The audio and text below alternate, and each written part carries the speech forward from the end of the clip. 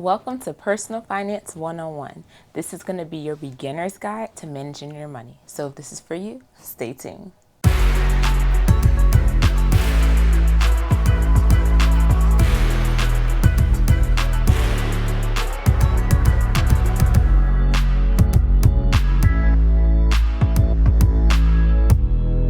Welcome guys, it's Yay Money and I'm back with another personal finance video. Today we're talking all about your personal finance 101, like your basic beginner steps to get you started, okay?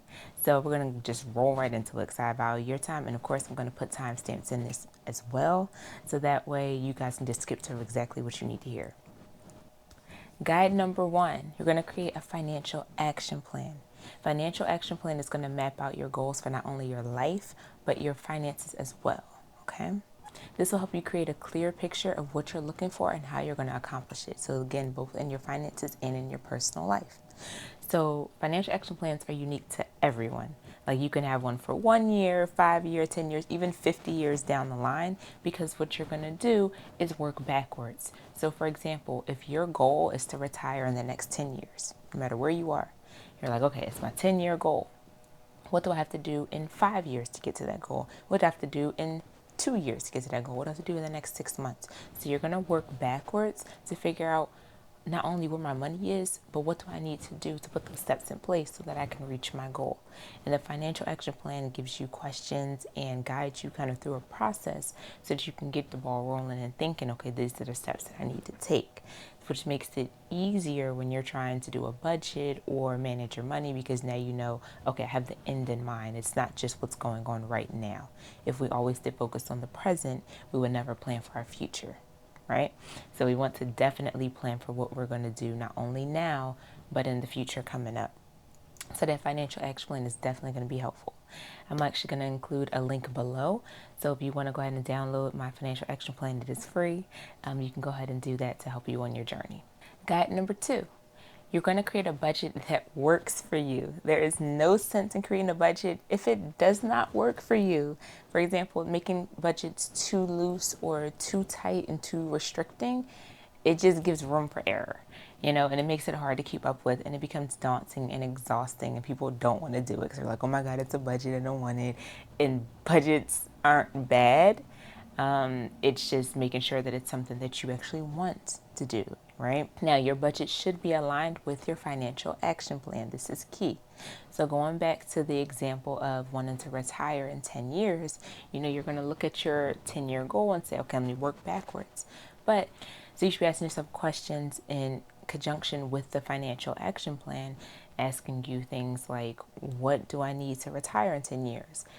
What investments can I make to speed up that process now?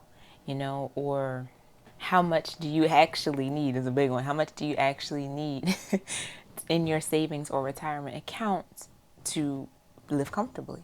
So these are the things that are allowed. We're talking about money and numbers, and this align with your budget. So we're going to look at the budget, and we're going to keep in mind that future and how we can build and work on it today. Okay? When you're creating a budget, you want to keep in mind your essential expenses and your discretionary expenses. So essential expenses are things that are going to help you survive, okay?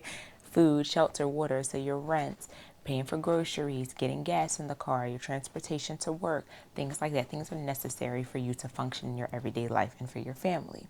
Your discretionary spending is getting your hair done, getting your nails done, buying clothes that we don't need, buying clothes for our kids that we don't really need yet, because if they have a winter coat, they don't need 2 or 3 type of things, just extra things that are not really accounted in.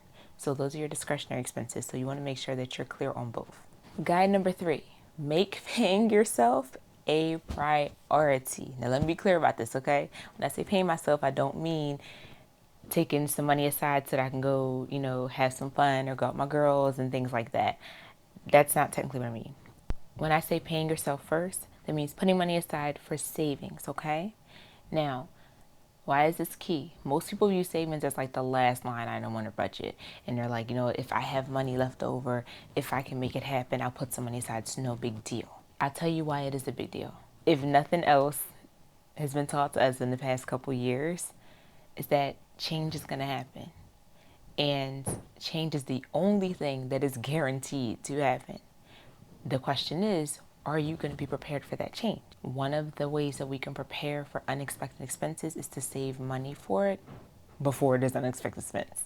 So when I say paying yourself first, you're instead of making that like your last line item and it's like just all the way down the bottom of the list, we're not going to making that like number 2. So there's rent and then there's savings, because we need to make sure that we're putting money aside. You're working very hard for your money, whether you have a job or a business or you're doing both. You're working very hard for it, but you also should be retaining some of it. Okay. That's very, very important. You want to, I'm going to go ahead and throw in a bonus tip for you guys. You want to aim to have 6 to 9 months of emergency savings. I know that sounds a lot. Like, I know that sounds like a whole lot. Like, how am I going to do this? No worries. It's very simple to achieve this by setting aside either a predetermined amount of money every month or a percentage of your money every month. And you can start out small so you can let this grow and roll with you. The reason that I say 6 to 9 months versus 3 to 6, which has been kind of popular in the past 5 to 10 years, is because things are more expensive now.